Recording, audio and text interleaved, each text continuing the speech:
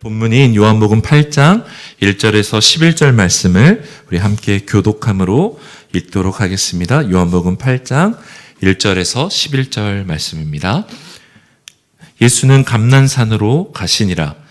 아침에 다시 성전으로 들어오시니 백성이 다 나오는지라 앉으사 그들을 가르치시더니 서기관들과 바리새인들이 음행 중에 잡힌 여자를 끌고 와서 가운데 세우고 예수께 말하되 선생이여 이 여자가 간음하다가 현장에서 잡혔나이다.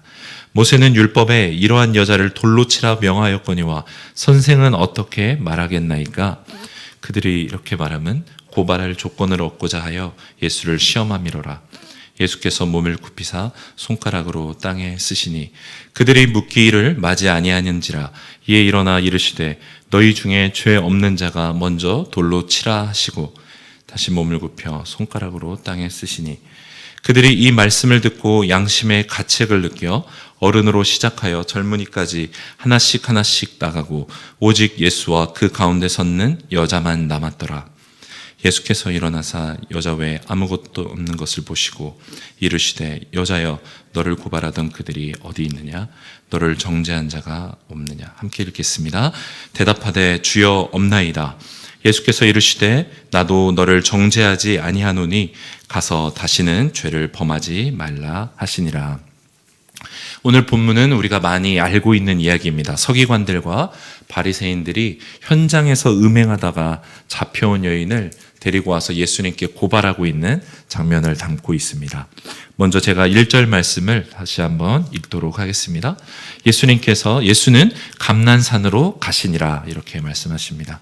오늘 본문의 시작이 예수께서 감난산으로 가셨다 이렇게 말하고 있는데요. 감난산은 어디인가? 지난주에도 나눈 적이 있지만 누가복음 22장 39절을 보면 이렇게 기록되어 있습니다. 예수께서 나가사 습관을 따라 감난산에 가심에 제자들도 따라갔더니 이렇게 나옵니다. 감난산은 예수님이 기도하던 장소였습니다. 하나님께 항상 교제하고 기도할 때 습관적으로 찾았던 기도처였던 것입니다. 예수님께서는 더 많은 사람을 만날수록 치유할수록 말씀을 가르치실수록 많은 인기와 환영도 받았지만 반대로 많은 거절과 핍박과 또 육체적인 피곤함을 감당하셔야 했습니다. 바로 그러한 때에 예수님께서는 무엇을 하셨는가? 그 무엇보다 예수님께서는 기도하셨다는 것입니다. 급하고 중요할 때 우리가 무언가를 결정해야 될 때 하나님 앞에 기도하면서 하나님 A를 할까요? B를 할까요? 그렇게 기도할 때가 있습니다. 하나님께 죄송하고 민망할 때가 있습니다. 하지만 예수님께서는 중요할 때뿐만이 아니라 습관적으로 하나님과 기도하고 정기적으로 기도하셨다는 것입니다. 생각해 보건대 예수님과 나중에 누가 더 기도를 해야 될까? 하나님 아버지께 누가 더 많이 기도해야 될까? 그런 생각을 했습니다. 100번 물어도 당연히 우리가 하나님께 더 기도해야 될 것이죠. 우리 모두는 적어도 이 사실을 다 알고 있고 또 그렇게 살기를 원합니다. 하지만 우리가 습관적으로 또 정규적으로 하나님께 기도한다는 것이 우리에게 쉽게 느껴지는 것은 아닙니다. 그렇기 때문에 우리는 더욱더 하나님께 기도하는 습관을 들이겠다 결단하고 나아가는 것이 필요합니다. 우리의 기도의 분량이 적더라도 감정이 따라오지 않더라도 하나님께 기도하는 습관을 들이게 될 때 우리가 더 깊은 하나님과의 기도의 교제로 나아갈 수 있습니다. 이것은 마치 우리가 사람을 처음 교제하는 것과 비교해서 설명할 수 있는데요. 누군가를 만나고 나면 더 만나고 싶고 계속해서 만나고 함께 식사를 하고 또 많은 얘기를 나누게 될 때 그 사람과 더 친밀해지는 것을 느끼는 것과 동일합니다. 그래서 우리의 기도가 더 자주 더 습관적으로 하나님을 부르게 되고 그 하나님을 또 인식하는 것을 더 많이 하나님에게 우리의 삶 가운데 초청할 때 우리가 주님을 더 친밀하게 또 경험하게 될 수 있게 되는 것입니다. 그래서 인격적이신 예수님과 우리 모두가 드리는 기도가 하나님께 더욱 깊어지게 되는 또 은혜가 있게 되기를 기도합니다. 또 간밤에 그렇게 기도하셨던 예수님께서는 이어지는 2절에서 어떻게 이동하셨는지를 설명하고 있습니다. 2절에 아침에 다시 성전으로 들어가셨다라고 말하고 있습니다. 여기서 아침에로 사용된 헬라어 원어는 새벽에, 이른 아침에 이런 의미를 담고 있는데요. 예수님께서 수많은 사람들을 만나고 성전에서 가르치신 이후에 지난 밤에 또 기도하신 후에 날이 밝자마자 성전에 가서 사람들을 가르치셨다는 것을 알고 있습니다. 예수님은 우리가 다 알고 있는 대로 복음을 선포하셨고 병든 것들을 치유하셨고 또 많이 가르치셨습니다. 세 가지 집중 사역을 하셨는데 예수님께서 허락된 시간 동안에 가능한 많은 사람들을 만나기 원하셨다는 것을 알 수 있습니다. 예수님이 가지고 계신 생명을 나눠주기 원하셨던 것이죠. 사랑하면 또 보고 싶습니다. 만나고 싶고 우리는 함께 식사를 나누고 교제하고 싶어지는 법입니다. 그래서 또 내가 경험했던 좋은 것들을 소개해 주고 싶고 또 연락을 해서 만나고 싶게 되는 것이죠. 예수님께서 바로 당시에 사람들에게 그렇게 다가가기를 원하셨던 것이고 지금 우리에게도 성령님을 통해서 함께 교제하자고 초청해 주고 계신 줄 믿습니다. 예수님을 우리가 더 알게 될수록 또 그 사랑을 다른 사람에게 전해주고 싶게 되는 것입니다. 우리에게 더욱 예수님으로부터 흘러넘치는 사랑이 또 우리를 통해서 전해지게 되기를 또 소망합니다. 이어지는 3절에서 6절은 서기관들과 바리새인들이 이 현장에서 잡혀온 여인을 이제 예수님께 고발하는 장면이 이제 본격적으로 시작됩니다. 이들은 6절에서 기록한 것처럼 예수님을 고발한 조건을 찾고자 이 환경을 만들었다는 것을 알고 있습니다. 바로 덫을 놓아서 예수님을 아예 고발하고 아예 활동하지 못하게 하려고 하는 것이죠. 이들이 자신들이 믿고 있는 절대 진리였고 절대 조건인 율법을 예수님이 오셔서 안식일에 병자를 고쳐버리고 자신들이 반박할 수 없는 말들을 할 때 자신들의 어떤 신앙의 근간이 흔들리는 것으로부터 도저히 참기 어려웠을 것이고 질투와 분노를 엄청나게 느꼈을 것을 충분히 생각해 볼 수 있습니다. 거기에 예수님께서 자기가 하나님 아들이다, 하나님 아버지의 아들이다 라고까지 말할 때 이들은 정말로 이제는 이 사람을 그대로 두어서는 안 된다 이렇게 생각하게 됐던 것이죠. 3절에 보면 특별히 바리새인들은 서기관들을 데리고 왔다고 대동하고 왔다고 나와 있습니다. 요한복음을 기록한 사도 요한은 서기관이라는 표현을 이 본문에서 유일하게 사용하고 있는데요. 당시의 서기관들은 대부분 바리새파 소속이었다고 합니다. 그래서 굳이 바리새파, 서기관 이렇게 구분해서 표현하지 않았는데 이 본문에서 서기관들을 데리고 왔다는 것은 이 바리새인들이 자신들이 반박할 수 없었을 상황을 대비해서 율법의 전문가인 서기관들까지 대동하고 왔다는 것을 알 수 있는 정황입니다. 마치 자기들이 싸우다가 지고 나서 동네에 더 힘 있는 아는 형님을 데려와서 예수님을 고발하고자 하는 그런 장면인 것이죠.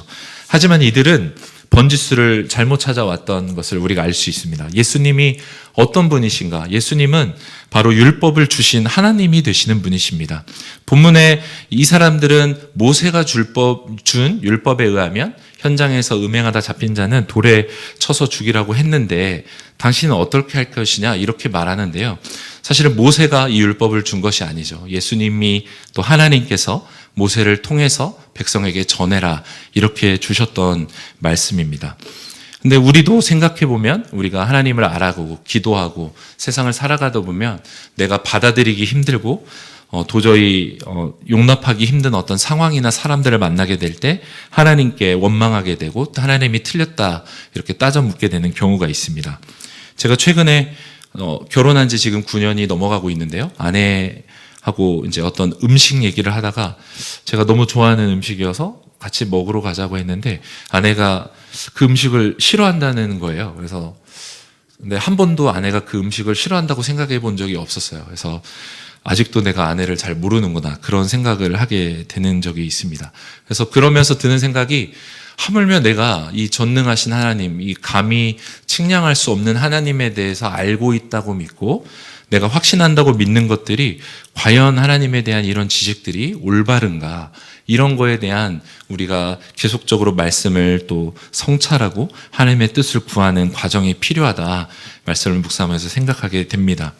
그래서 내가 아는 지식과 판단하는 기준이 진실로 하나님의 말씀과 부합하는지 예수님께서 가르쳐 주실 때 어떤 조건과 결과보다 마음의 과정과 동기를 중요하셨듯이 그런 마음을 가지고 있는지 확인해야 된다는 것이죠. 그리고 언제라도 하나님께 반응하고 내가 믿고 확신했던 그런 것들이 꺾이지라도 부드러운 마음을 가지고 하나님께 순복할 수 있는 마음이 필요하다고 믿게 됩니다. 부드러운 마음은 어떻게 가질 수 있을까? 에스겔서 36장 25절에서 26절 말씀은 이렇게 말하고 있습니다. 맑은 물을 너희에게 뿌려서 너희로 정결하게 하되 곧 너희 모든 더러운 것에서와 모든 우상 숭배에서 너희를 정결하게 할 것이며 또 새 영은 너희 속에 두고 새 마음을 너희에게 주되 너희 욕심에서 굳은 마음을 제거하고 부드러운 마음을 줄 것이며. 먼저 이제 더러운 것과 우상 숭배들, 우리의 죄로부터 정결하라고 하나님께서 말씀하십니다. 그렇게 정결하게 된 우리의 새 영과 새 마음을 부어주실 것이다. 그래서 우리가 악한 길에서 떠나고 죄에서 떠나는 것을 시작으로 하나님께서 주시는 새 마음과 새 영을 우리가 충만하게 받게 되고 부드러운 마음으로 하나님께서 얻을 수 있게 해주신다는 것입니다. 그래서 우리는 우리 스스로를 살피고 하나님보다 더 사랑하는 것이 무엇인가, 우리로부터 시작되어 있고 우리 안에 잠재되어 있는 죄의 뿌리들을 찾아내고 제거하는 것이 필요합니다. 나의 시간과 나의 돈이 어디로 흘러들어가고 있는지, 나의 습관들이 어디로 진행되고 있는지에 대해서 우리는 또 냉철하게 우리 스스로를 바라볼 수 있는 것이 필요합니다. 우리는 속에 담고 있는 것을 내뱉게 된다고 사도 바울은 말한 적이 있습니다. 나의 말의 내용을 확인해 보면 내 마음의 상태, 내 속의 상태를 알 수 있는 것이죠. 우리가 매일 예수님의 보혈로 정결함을 입고 우리와 함께 하신 성령님으로 말미암아 굳은 마음은 사라지고 부드러운 마음을 얻게 되기를 원합니다. 이 서기관들과 바리새인들을 중심으로 모였던 고발의 현장은 어땠을까 생각해 보면 아마도 아수라장이었을 것입니다. 우리가 길을 가다가 동네에서 작은 싸움이 일어나도 사람들이 금세 모여서 싸움 구경을 하는데, 이 소위 다른 복장을 하고 있는 바리새인들과 현장에서 음행하다 잡혀온 여인을 예수님께 고발하는 현장이었다면 엄청나게 혼잡한 상황이었을 것입니다. 그런 상황에서 이제 예수님이 그들에게 말하는 것이죠. 모세가 죽이라고 했는데 당신은 어떻게 할 것입니까? 이 내용에 대해서 예수님께서 말씀해 주시는 것입니다. 예수님께서는 우리의 생각, 우리가 어떻게 행동하는 의도, 우리의 본심을 다 알고 계시는 분이십니다. 그래서 그들의 고발이 자신들의 율법을 지키기 위한 것, 하나님의 말씀을 지키기 위한 그런 순수한 의도가 아니라 온전히 자기들의 권위와 자기들이 지켜왔던 어떤 권력들을 방해하고 위협을 받는다는 것 때문에 이렇게 고발하고 있다는 것을 다 알고 계셨던 것입니다. 이제 음행하다가 잡혀온 여인을 고발하는 그들에게 예수님께서 이렇게 말씀하시죠. 너희 중에 죄 없는 자가 먼저 돌로 치라.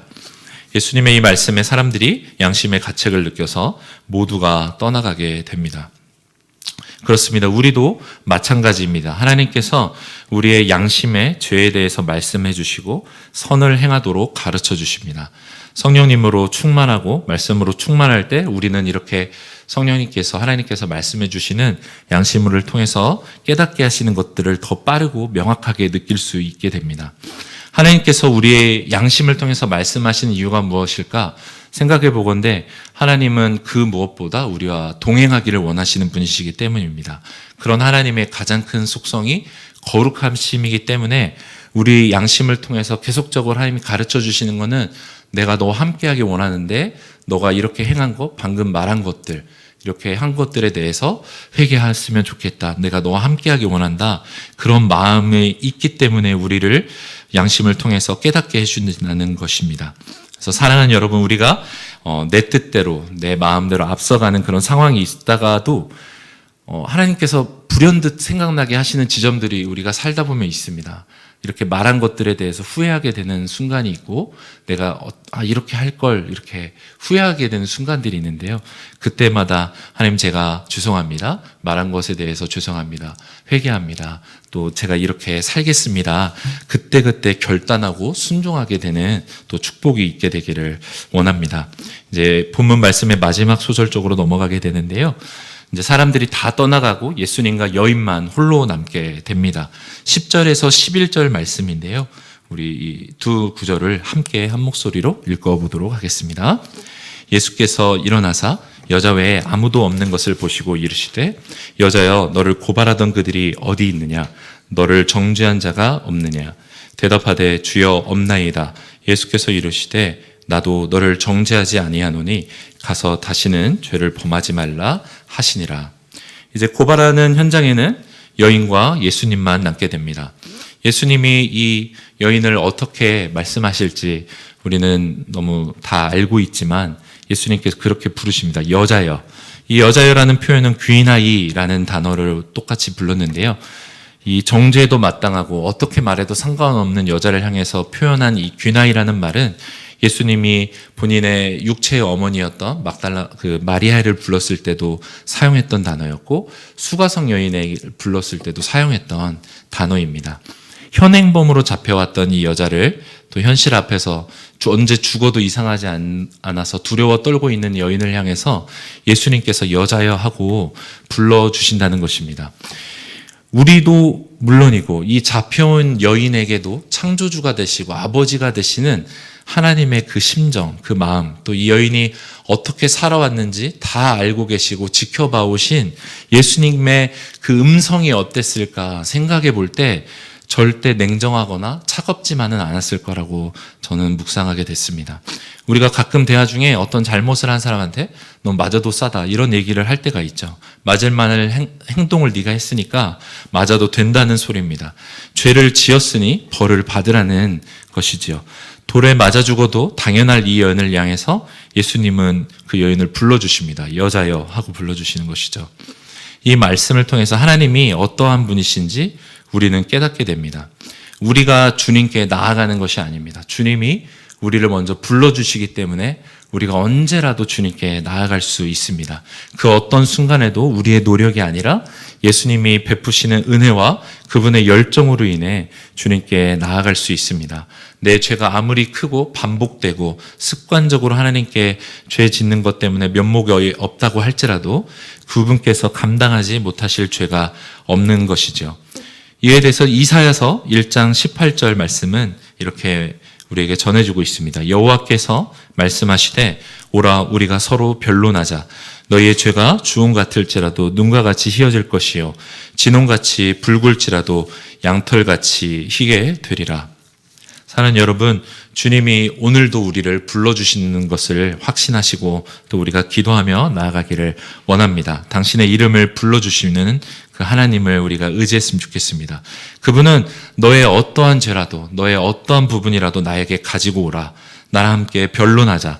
내가 그것을 해결해 내겠다 말씀해 주시는 분이십니다. 그래서 우리가 함께 주님께 그렇게 고백할 때 내 이름을 아시고 부르시는 주님, 주님께 반응하며 나아갈 수 있도록 인도해 주시옵소서. 함께 또 고백할 수 있으면 좋겠습니다. 이제 예수님께서 마지막으로 11절에 이렇게 여인에게 말씀하시죠. 나도 너를 정죄하지 아니하노니 가서 다시는 죄를 범하지 말라.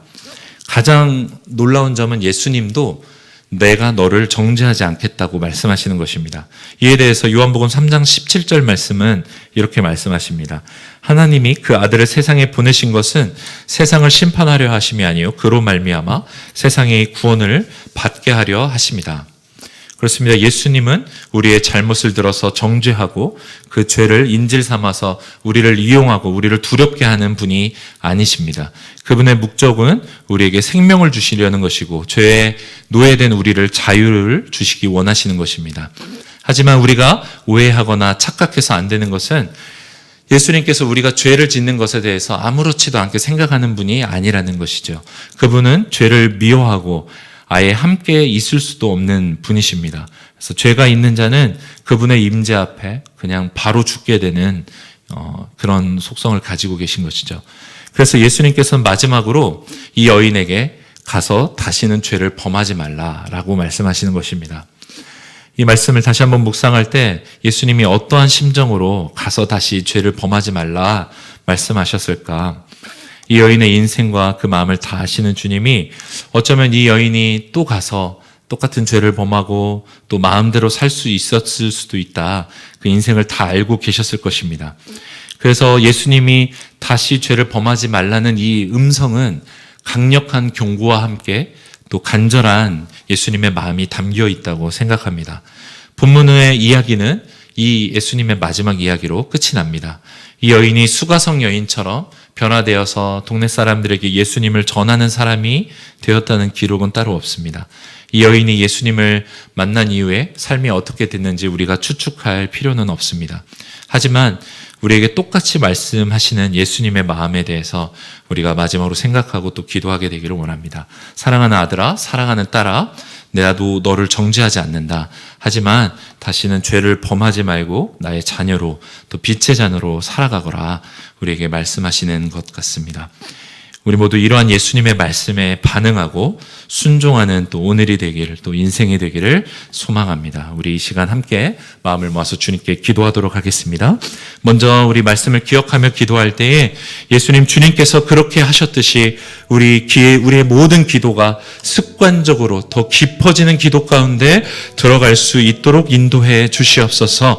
내가 느끼는 기도의 어려움, 감정적으로 전혀 일어나지 않고 팍팍하고 어떻게 기도할지 모르는 여러 가지 인간적인 고민이 있다면 하나님께 고백하며, 하나님, 그럼에도 불구하고 내가 주님께 기도하며 나아가길 원합니다. 나의 부족하고 연약한 기도를 들으시고 불러주신 주님께 나아갈 수 있도록 인도해 주십시오. 하나님, 또한 나의 굳은 마음, 교만한 마음을 버리고 주님, 나의 죄를 회개함으로 부드러운 마음으로 주님 앞에 나아갈 수 있도록 인도하여 주시옵소서. 우리 이 두 가지를 가지고 하나님께 함께 기도하며 나가도록 하겠습니다. 하나님, 감사합니다. 우리가 함께 주님의 말씀을 듣습니다. 예수님께서 우리를 어떻게 생각하시고 어떻게 사역하셨는지를 우리가 함께 묵상했습니다. 예수님은 항상 기도하셨습니다. 아버지 하나님께 기도하셨습니다. 기도하지 않고는 살 수 없는 것처럼 기도하셨습니다. 하나님, 바로 웃기는 우리가 그 예수님의 삶을 쫓아서 보여주신 그 본을 따라서 기도하게 하여 주시옵소서. 주님이 기도하셨는데 우리가 기도하지 않고 어떻게 이 땅을 살아갈 수 있겠습니까? 무엇보다 주님이 우리와 함께 교제하길 원하시는데 우리가 무엇을 두려워하며 무엇 때문에 주춤하며 하나님께 기도하지 못하겠습니까? 하나님, 전심으로 기도할 수 있도록 인도하여 주시옵소서. 일어나자마자 기도할 수 있도록 우리의 삶의 습관을 바꾸게 하여 주시옵소서. 아버지, 이동 중에, 하나님, 운전 중에, 회사에서, 학교에서, 가정에서 무시로 수시로 기도할 수 있도록 주님을 초청하여 드릴 수 있도록 은혜를 베풀어 주시옵소서.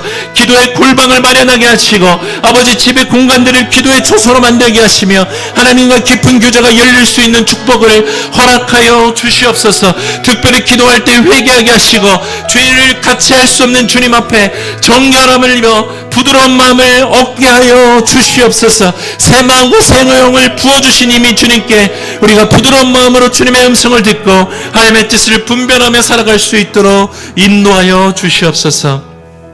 우리 한 번 더 기도할 때 주님께서 우리의 이름을 먼저 불러주십니다. 사랑하는 아들아, 사랑하는 딸아, 나와 함께하자. 내가 너를 위하여 죄를 해결하였고 죽었으니 너가 나의 이름을 부르고 나의 보혈로 덮음을 입으며 너가 부활의 이 기쁨과 승리를 이 땅 가운데 누리며 살거라 말씀하시는 주님께, 하나님, 내가 주님의 그 음성에 반응하며 나아갑니다.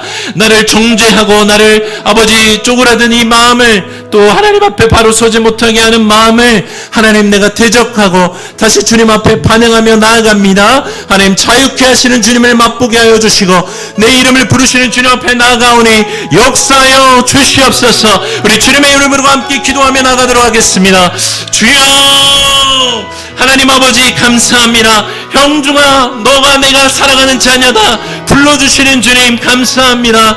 하나님, 나의 낭만과 나의 연약함과 나의 정죄함과 아버지, 나의 이 연약한 모습을 인하여 주님께 나아가지 않기를 원합니다. 아버지, 사랑으로 부르시고 창조의 형상대로 부르시는 주님 앞에 반응하며 나아갈 수 있도록 인도하여 주시옵소서. 주님의 그 사랑과 주님의 그 목적은 나를 심판하시고 나를 정죄하시는 것이 아니라 생명을 얻게 하고 더 풍성히 얻게 하려는 것이라고 말씀하여 주셨습니다. 하나님이 은혜 가운데 나아가게 하여 주시옵소서. 주님의 부르신 가운데 나아갈 수 있도록 인도하여 주시옵소서. 오직 주님께 결단함으로 나아갈 때 주님의 그 따뜻한 사랑과 그 음성을 느끼며 우리가 나아갈 수 있도록 인도하여 주시옵소서. 하나님 감사합니다. 예수님 감사합니다. 예수님이 우리를 얼마나 사랑하시는지, 그래서 한순간이라도 더 우리와 함께하기 원하셔서 하나님 우리를 찾아오셨고 말씀하셨고 대화해 주셨습니다. 무엇보다 주님께서는 사역하시는 그 순간에도 항상 기도하셨고 지금도 하나님의 보좌 우편에서 우리를 위해 기도하고 계신다고 말씀해 주셨습니다. 하나님, 우리를 부르시고 우리의 이름을 또 아시며 또 하나님 기도해 주시는 주님께 우리가 반응하며 나아가길 원합니다. 오늘의 하루의 삶 가운데 하나님 주님의 음성에 우리가 민감하게 반응하고 양심을 통해 주시는 하나님의 음성들과 마음들에 또 반응하며 살아갈 수 있도록 인도하여 주시옵소서. 오늘 주신 이 하루를 우리가 또 감사함으로 채우고 기쁨 가운데 살 수 있도록 역사하여 주시옵소서. 찬양받기에 합당하신 예수님의 이름으로 기도드립니다. 우리 주기도문을 함께 고백함으로 예배를 마치겠습니다. 하늘에 계신 우리 아버지여, 이름이 거룩히 여김을 받으시오며 나라가 임하시오며 뜻이 하늘에서 이루어진 것 같이 땅에서도 이루어지이다. 오늘 우리에게 일용할 양식을 주시옵고 우리가 우리에게 죄 지은 자를 사하여 준 것 같이 우리 죄를 사하여 주시옵고 우리를 시험에 들게 하지 마시옵고 다만 악에서 구하시옵소서. 나라와 권세와 영광이 아버지께 영원히 있사옵나이다. 아멘.